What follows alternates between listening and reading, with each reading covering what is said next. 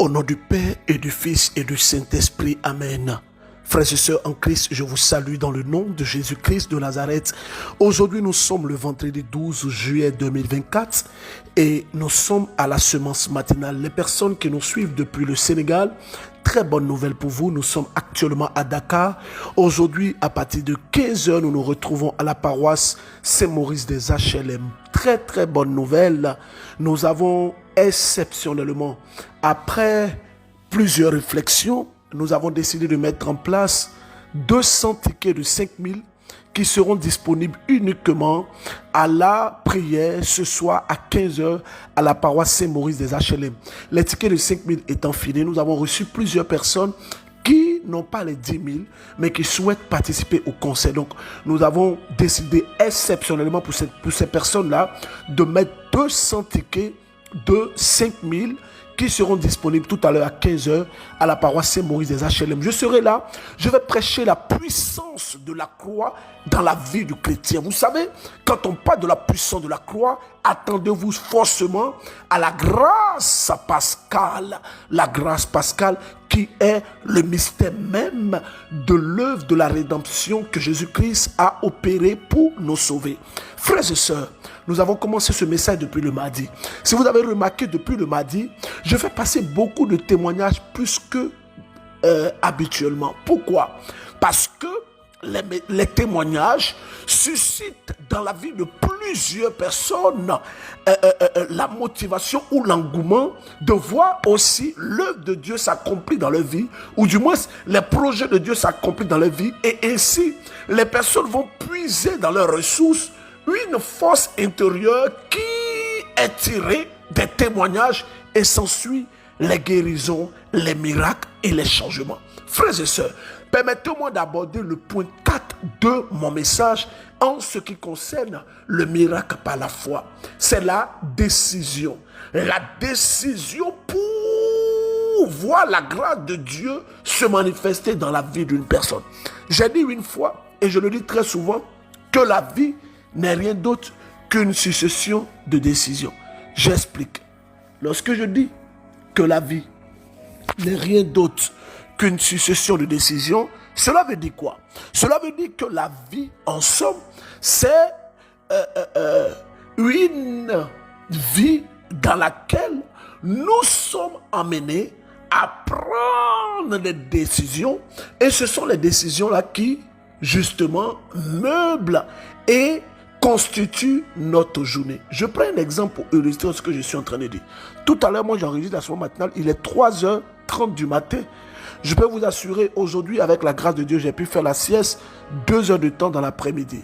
Autour de 17h, comme ça, je me suis reposé un peu, je bénis le Seigneur. Mais en même temps, pendant que je me suis couché, c'est parce que j'ai décidé d'aller me coucher. Et le sommeil est venu. J'ai décidé de faire la semence matinale actuellement, et je fais. Lorsque toi, tu vas te réveiller tout à l'heure à 6h ou à 5h, tu décides de te laver.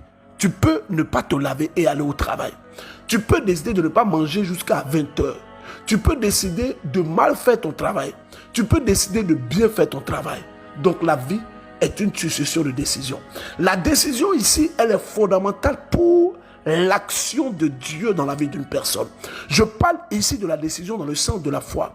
La décision dans le sens de la croyance. Parce que tout commence par une volonté. Une volonté. La Bible dit que la foi vient de ce qu'on entend.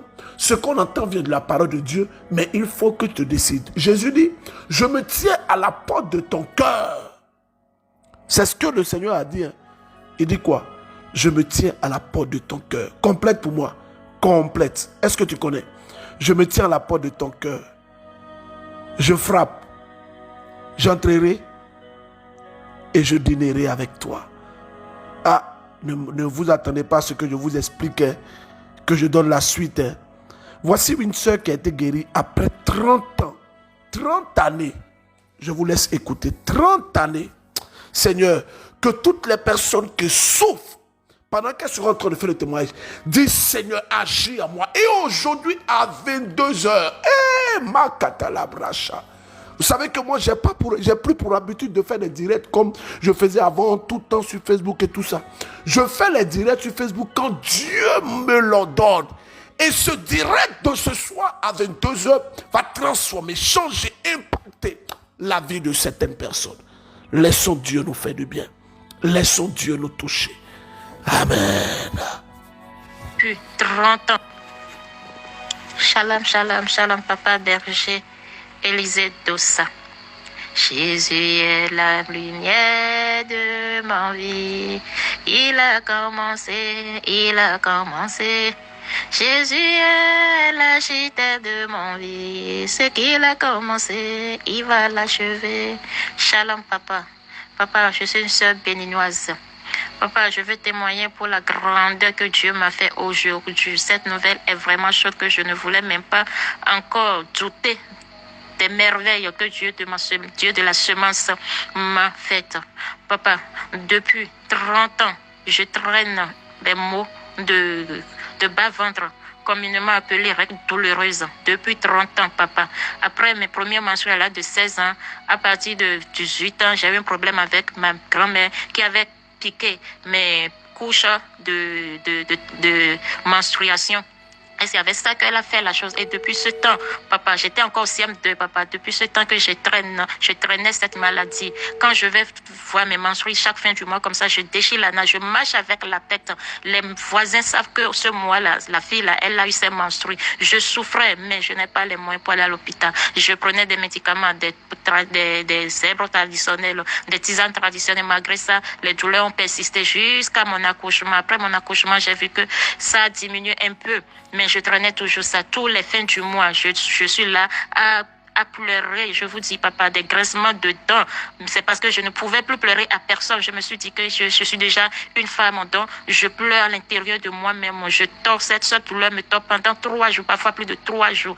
Et j'ai commencé la semence matinale grâce par le bien d'une sœur qui m'a donné le lien, qui m'a envoyé la semence matinale et j'ai demandé le lien, on me l'a accordé. Dieu a fait beaucoup de choses dans ma vie. J'ai eu la grâce des yeux. Je ne vois plus aujourd'hui, je porte plus les verres, je lis la Bible. J'ai les douleurs ou bien des bouts dans les seins, tout a disparu. Je me masturbais. Aujourd'hui, je ne fais plus ça. La grâce que Dieu m'a faite aujourd'hui, après les neuvaines de Saint-Michel, papa, lorsque les gens témoignent et ils se disent que avec la nouvelle, grâce à la neuvaine de Saint-Michel, ils ont eu telle grâce, papa, je me dis, oh mon Dieu, avec tout ce que j'ai fait, tu ne peux pas te rappeler de moi. Papa, qu'est-ce que j'ai fait? Je pleurais, j'enviais ces gens qui fassent des témoignages. Chaque jour que j'écoute la semence matinale, j'ai fait la demande des messages, j'ai donné mes intentions, mais je dis, peut-être que mon Dieu ne m'a pas écouté, mais aujourd'hui, qu'est-ce qui s'est passé? Il y a 2 semaines de cela, papa, vers 2h du matin, j'ai commencé par avoir des douleurs de bas-ventre, comme si je voulais avoir mes menstrues.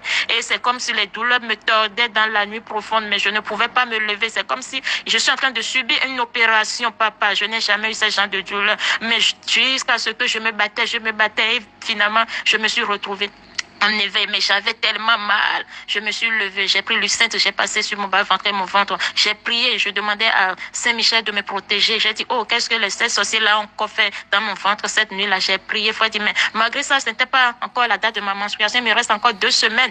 Et le lendemain, j'ai cette douleur, j'ai eu mal tout le long de la journée. Mais le second jour, la douleur a disparu. Papa, aujourd'hui, j'ai mes menstrues sans douleur. Je dis, alléluia au Dieu de la semence. Je dis, gloire à Dieu au Dieu de la semence. Je dis, ce Dieu a frappé fort parce que je savais que j'allais finir ma vie, j'allais mourir avec ce mal. J'ai eu mes menstrues, je me suis dit non, c'est inimaginable. Je n'ai jamais eu cette joie, cette liberté que j'ai eue aujourd'hui tandis que je suis dans mes menstruations, papa. Je rends grâce à Dieu. Je dis merci. Je dis, je dois témoigner. Je ne peux pas garder ça et douter encore, attendre le mois prochain pour voir, bien demain pour voir. Mais je sais que j'ai reçu la guérison. Il y a une voix qui me dit, cette douleur qui te tord de bas-ventre, c'est cette douleur que tu traînes durant toute ta vie. Ça veut dire que tes problèmes sont finis. Alléluia.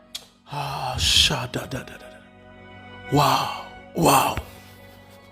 Voici une personne qui a manifesté une foi excellente. Une foi qui dépasse même notre entendement. Une foi qui va au-delà même de la compréhension. Une foi puissante. Une foi qui s'exprime. Une foi qui se fait voir. Frères et sœurs en Christ, vous qui me suivez, vous qui m'écoutez, sachez que la décision, est l'élément qui caractérise notre orientation en ce qui concerne la foi. Ouh, je dis c'est la vérité. Quelle décision tu prends lorsque tu écoutes la semence matinale? Lorsque tu entends que le Seigneur a fait telle ou telle chose dans la vie de telle personne, quelle est la décision que tu prends? La décision de toujours célébrer ta situation. Vous savez, dans ce point 4, je veux ici maintenant vous donner 3 secrets. Je vous demande pardon, écoutez-moi très bien. Les 3 secrets que je vais partager aujourd'hui sont des secrets que j'ai constatés dans ma propre vie et dans la vie de plusieurs personnes. Première chose, en ce qui concerne le point 4, qui est la décision. Et ici, je vais révéler 3 secrets qui sont en somme quelques ennemis de la foi. Premièrement, frères et sœurs, vous savez, lorsqu'il y a une situation dans votre vie, vous pouvez prier et Dieu peut garder la situation dans votre vie. Vous pouvez jeûner et la situation peut être présente dans votre vie. Vous pouvez prier en langue, vous pouvez faire toutes les prières, mais la situation peut être là. Mon point ici, c'est quoi? C'est que beaucoup de personnes tombent dans ce que j'appelle le piège de l'illumination. Parce que nous sommes illuminés en Christ, nous pensons que Dieu va soustraire toute forme de souffrance et toute forme de croix dans notre vie. Non, c'est faux. C'est faux. C'est faux. C'est faux. C'est faux. C'est faux. C'est faux. C'est faux. Le Seigneur, notre Dieu, il veut au-delà de tout ce que nous pouvons dire. Le Seigneur veut nous éduquer. Et parfois, dans l'éducation que Dieu veut nous donner, il peut laisser une situation dans ta vie et il va t'observer. Est-ce que tu célèbres la situation ou est-ce que malgré la situation, tu célèbres Dieu? La Bible dit que lorsque vous jeûnez pas, fumez-vous la tête. La Bible dit que lavez-vous, habillez-vous, soyez dans la joie. Frères et sœurs, c'est pas parce que nous prions que tout sera bon pour nous. Non, c'est faux.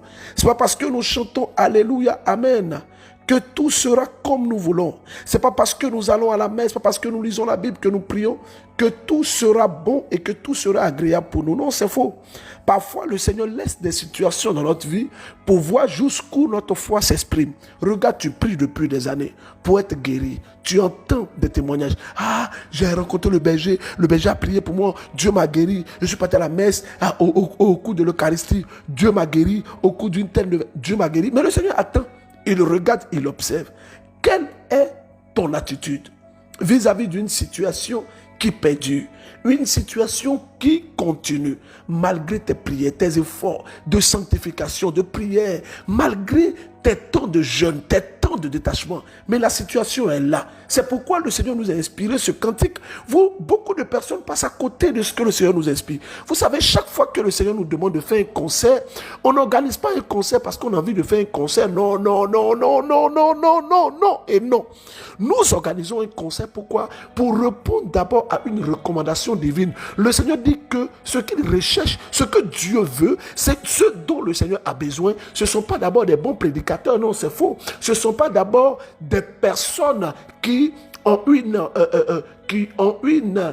belle parole, qui parle avec éloquence. Non, la Bible dit que ce que le Seigneur recherche, ce qu'il recherche, ce sont les adorateurs. Pourquoi? Parce que Dieu lui-même, il est quoi? Dieu est friand de l'adoration. Et quand nous lisons le livre de l'Apocalypse, le livre du prophète Isaïe et du prophète Ézéchiel, nous comprenons clairement que dans le cœur, dans le ciel, le ministère le plus proche du trône de la grâce est le ministère de l'adoration. Dieu recherche les vrais adorateurs. Ça veut dire que s'il y a des vrais adorateurs, il y a aussi de faux adorateurs. Ce que le Père recherche, ce sont les vrais adorateurs. Ceux qui l'adorent en esprit et en vérité. Frères et sœurs en Christ, bien-aimés dans le Seigneur, tu peux prier le Seigneur. La situation est là. Vous entendez tous ces milliers de témoignages qui sont produits ou qui sont manifestés ou qui sont réalisés, si vous voulez, après nos concerts Pourquoi? Parce que nous essayons d'aller dans le sens de ce que Dieu recherche. Il recherche les vrais adorateurs. Alors, je m'arrête pour parler aux personnes qui sont au Sénégal. Actuellement, nous sommes au Sénégal. Le chantre Guy Christ Israël sera là à la prière tout à l'heure à 15h. Il sera effectivement là à la prière à 15h. Je serai là.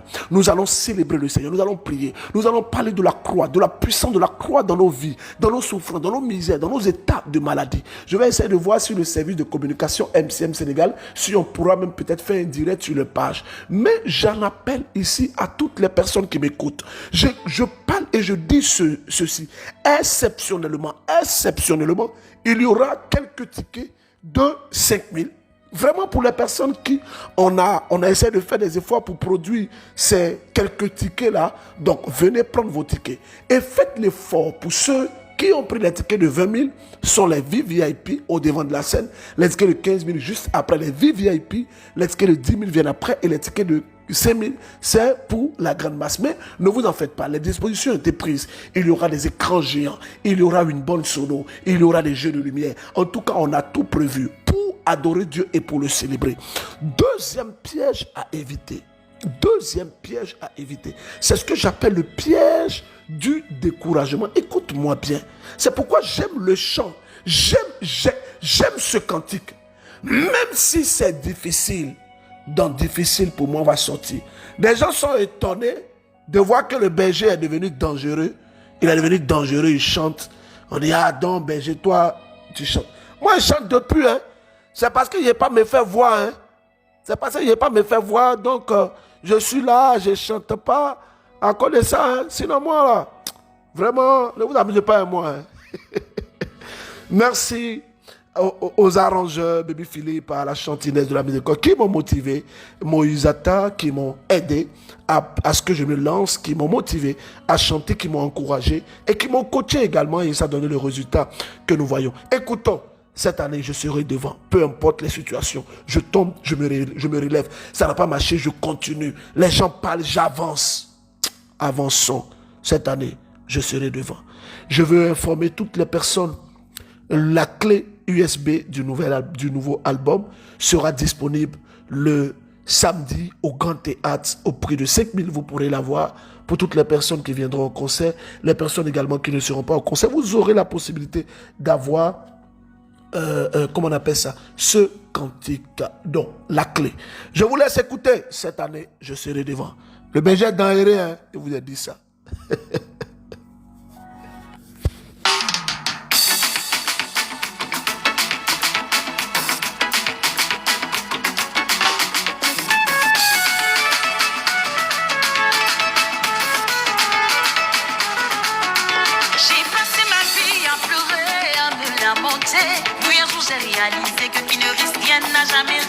Il faut être audacieux, le paresseux connaîtra la paix. Celui qui ne prend pas de risque ne verra pas la main de Dieu. Alors cette année, je serai devant, jamais derrière, je serai devant. Cette année, je serai devant, jamais derrière, je serai devant.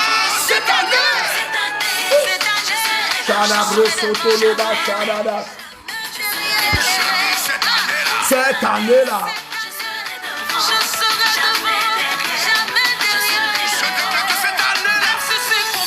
Dans compliqué pour moi va sortir. Écoute, dans difficile pour moi va sortir. Même si c'est bizarre, oh, dans bizarre pour moi va sortir. Car cette année-là, 1, 2, 3, 4, 5, 6. Cette année, je serai devant, jamais derrière, jamais. Oh oui, cette année, je serai devant. Que ça passe ou ça passe, je serai devant. Cette année-là. Cette année, je serai devant. Jamais derrière, jamais, je serai devant. Il y a des personnes qui posent la question de demander, mais c'est quelle année je serai devant? Jésus dit que je suis venu annoncer une année de grâce. Pour nous, les enfants de Dieu, chaque année est notre année de grâce, de bénédiction, de faveur, d'onction. Une année où Dieu se doit de nous propulser parce que nous lui avons fait confiance. J'aime trop ma partie là. Moi, mais je chante bien depuis longtemps. Hein. Ah, humilité a foutu le camp. Cette année,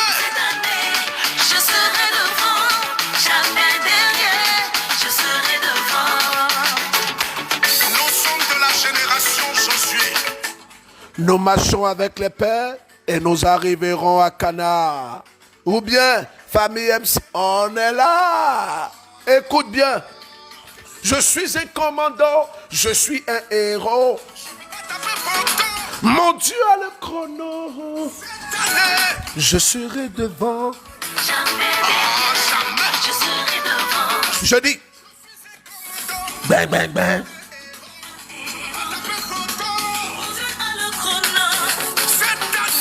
Je serai devant, jamais derrière. Je serai devant. Cette année.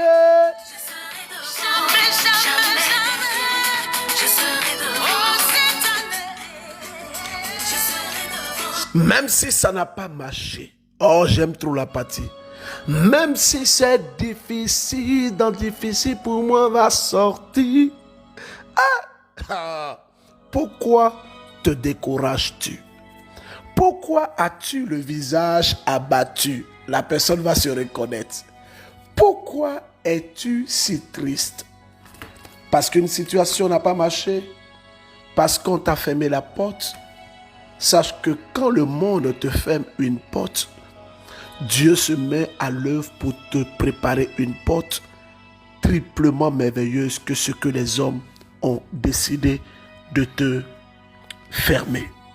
Frères et sœurs en Christ, moi je suis reconnaissant et je donne toute la gloire à Dieu parce que le Dieu que nous prions dans cette sémence matinale est un Dieu qui est merveilleux.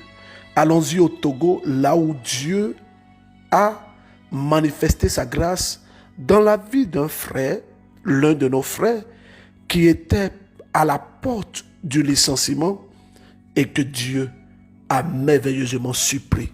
Allons-y. Il a commencé, mon Dieu a commencé. Shalom, shalom, frère Berger Élisée Dossa, Wend Koni Kabore. Je suis un frère togolais, je suis venu pour...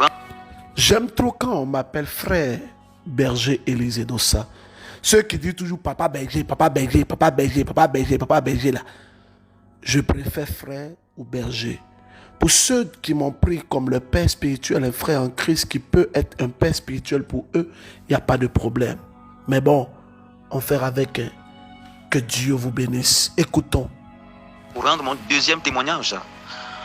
Papa, la semaine dernière, j'étais au boulot et que l'un de mes collègues était venu pour me dire que c'est comme ça. Le DG leur a appelé à la veille pour leur dire que c'est comme ça. Lui et moi, nous devrons être renvoyés le lendemain pour une cause incompréhensible.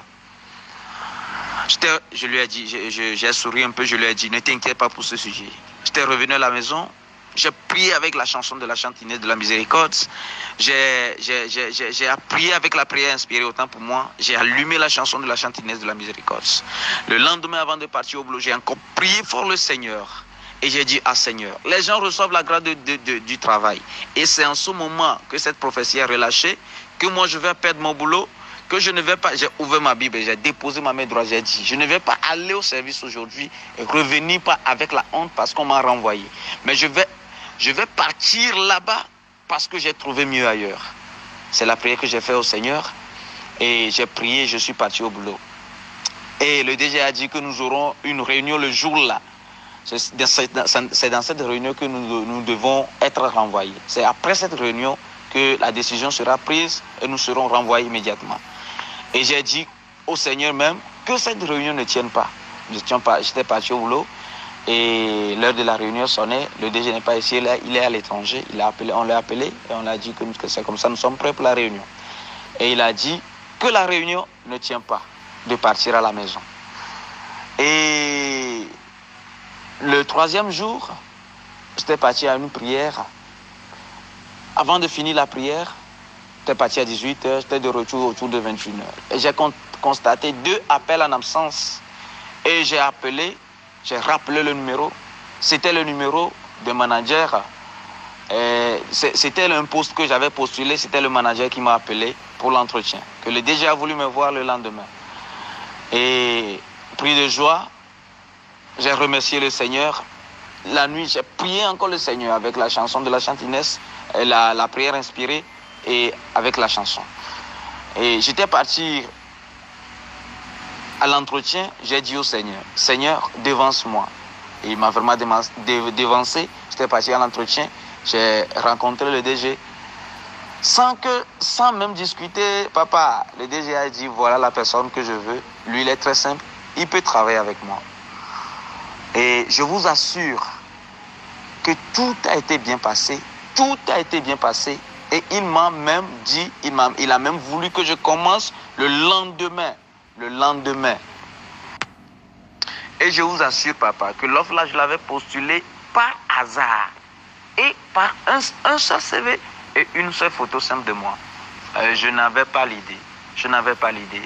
Et je rends grâce au Seigneur. Je devrais commencer le travail la semaine dernière, mais compte tenu des situations, je commence demain. Pourquoi veux-tu te décourager face à une situation que tu ne maîtrises pas, une situation que tu ne comprends pas? Les Ivoiriens disent découragement n'est pas ivoirien. Pourquoi veux-tu te décourager? T'es comment même? Qu'est-ce qu'il y a? Genre toi, t'es pas tapé poteau quoi. Genre tu as tapé poteau, c'est la fin du monde. Genre tu es fatal, genre tu es trop en boule quoi. Qu'est-ce qu'il y a? La vie est une succession d'événements. Ça n'a pas marché aujourd'hui. Continue. Parce que l'ennemi de la foi, c'est le découragement. Et je vais vous dire ceci. Vous savez, quand je parle de découragement, il faut que j'arrive à vous parler avec beaucoup de précision. Comme toujours, le découragement. Oh, c'est une réalité. C'est une réalité. Beaucoup de personnes sont découragées à cause d'une situation quelconque, à cause de ce qu'elles ont vécu. Écoute-moi très bien. Dieu dans le ciel, il veut que tu ne te décourages pas. Écoute très bien. Le dictionnaire Robert dit que le découragement est un état d'une personne découragée. Est un état d'une personne découragée. Et je veux dire ceci. Le découragement, c'est la perte du courage, d'énergie, l'abattement ou la démoralisation. Lorsqu'une personne est démoralisée, on peut dire que cette personne est découragée. Comme je l'ai dit, c'est la perte du courage. La perte du courage, renoncer par le découragement, abattement, accablement, anéantissement, démoralisation, dépression, désespoir. Et toutes ces choses-là sont dues au découragement. C'est ce pourquoi je veux vraiment inviter toutes les personnes qui m'écoutent ce matin. Comme toujours, les personnes qui croient en ce que nous faisons et qui ont fondé leur foi en Dieu. Peu importe là où vous vous trouvez, non, que rien ne vous décourage, que rien n'arrive à vous décourager. C'est ce pourquoi j'aime, quand vous allez prendre l'album, vous allez voir, il y a un chant de l'album que j'aime trop, qui dit que rien ne te soit caché. Ah, vraiment, j'ai hâte que vous puissiez découvrir cet album avec moi.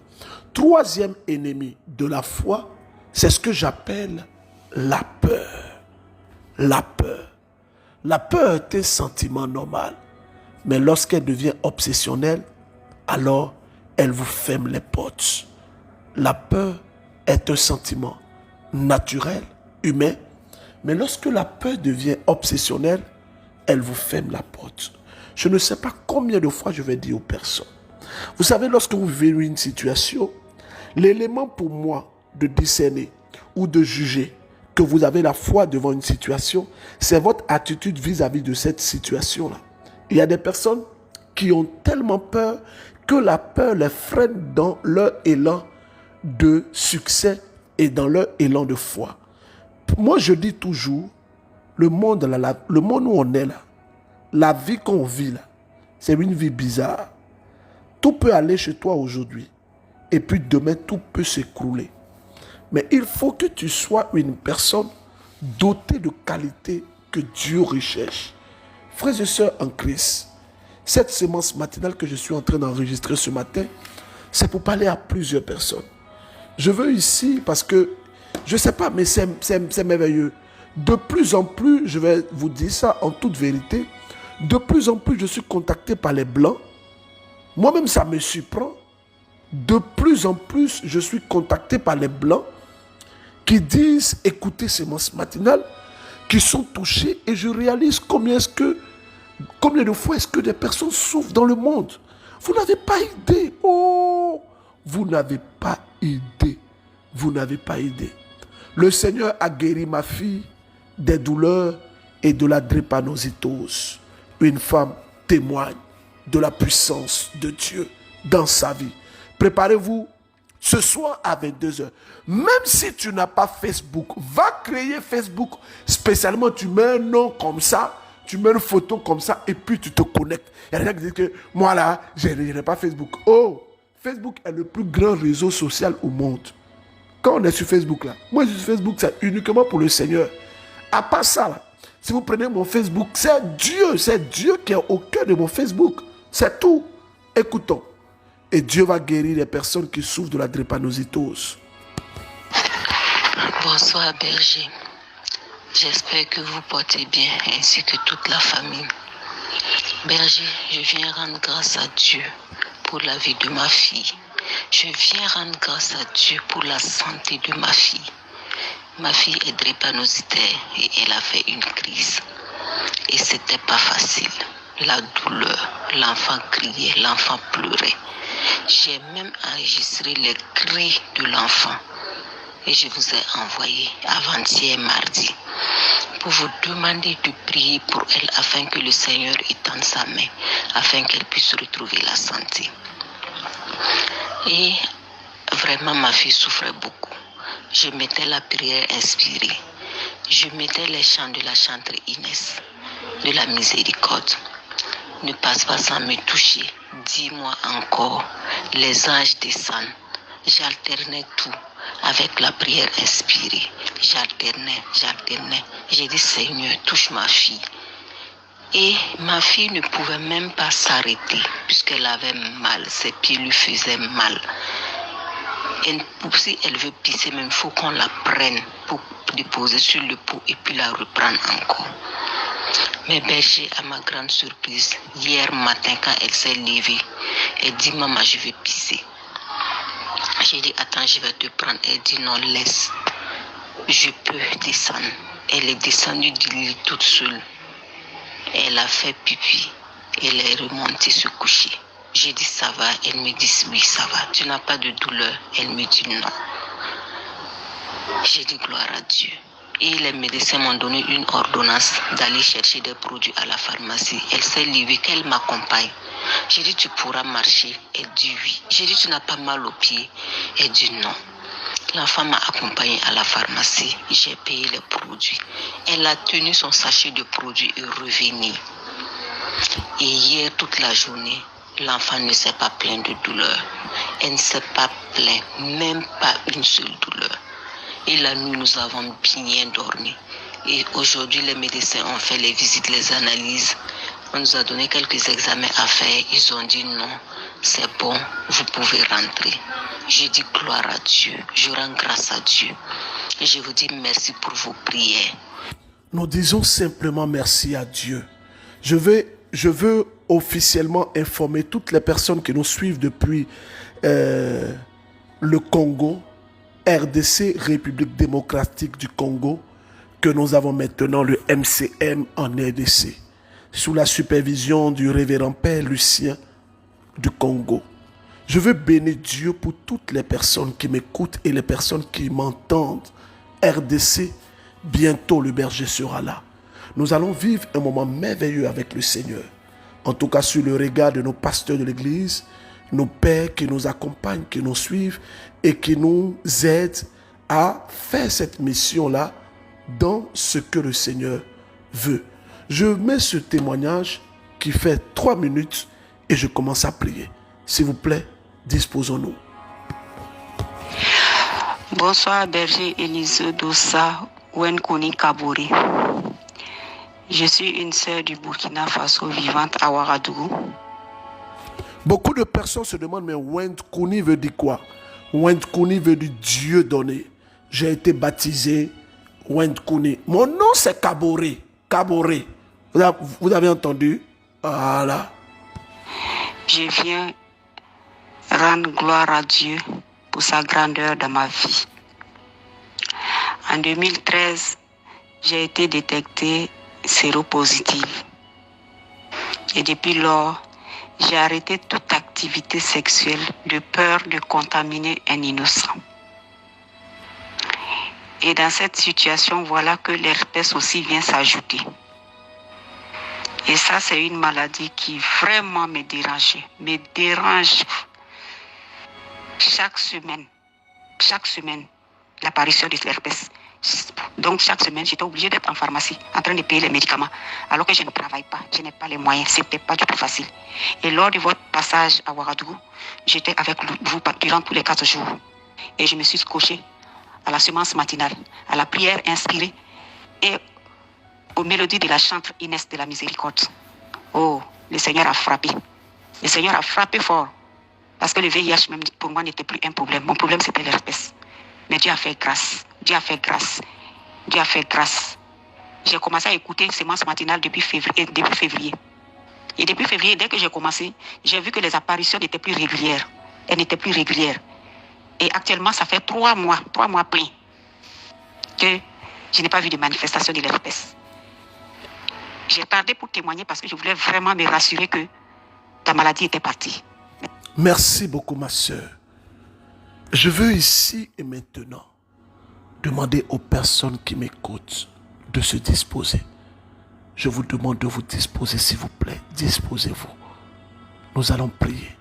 Nous allons préparer la prière de ce soir, 22h. Je vais vous demander de faire l'effort. La prière ne va durer qu'1 heure de temps. Je vous demande, je vous supplie, faites l'effort. La prière ne va durer qu'1 heure de temps. 22h à 23h. Dieu va se manifester.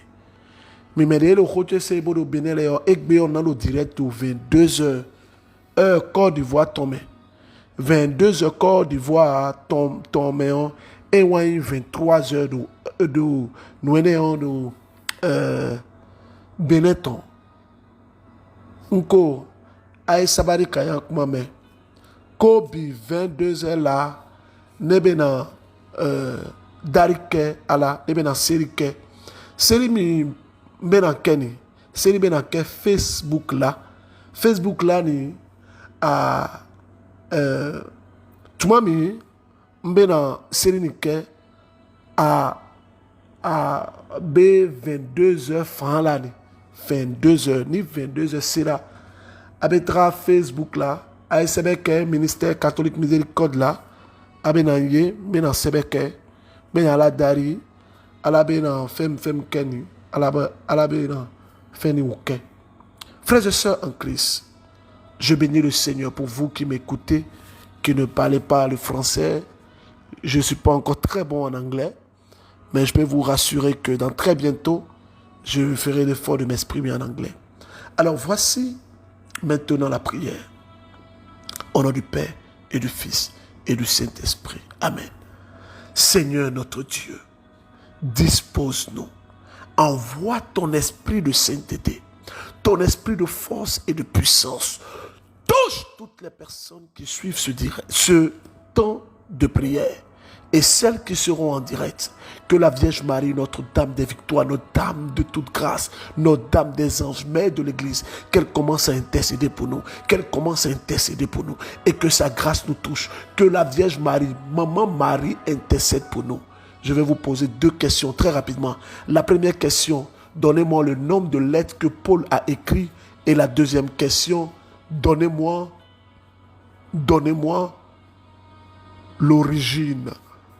les origines de Judith dans la Bible. Test de méditation.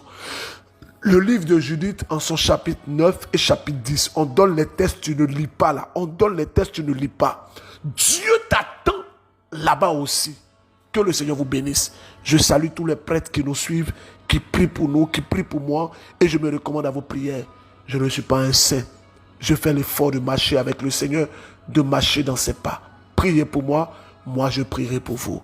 Je vous donne rendez-vous au Sénégal tout à l'heure à la paroisse Saint-Maurice des HLM. 15h, la croix va se manifester. Ça sera trop puissant même. Pendant que je parle, je sens déjà la Vierge Marie qui commence à prier pour nous. Je sens déjà Saint Maurice qui commence à prier pour nous. Je sens déjà Sainte Faustine, Saint Jean-Paul II. Je sens le Saint-Esprit, l'onction de Dieu qui est en train de déjà toucher des personnes. Sénégal, REC, tout à l'heure, 15 h.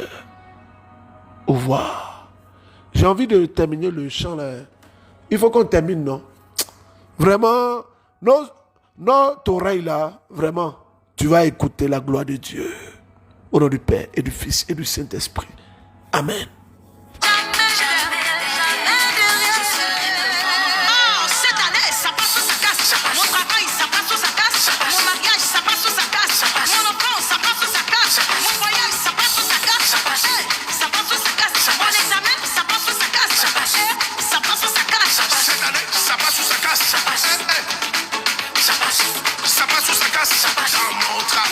Je déclare que ça passe. Je réussirai dans tous les domaines de ma vie. Cette année-là, c'est mon année. Cette année, je serai devant. Jamais derrière. Je serai devant. Cette année-là, je serai devant. Jamais derrière. N'oublie pas de partager la séance matinale à tes amis, tes connaissances.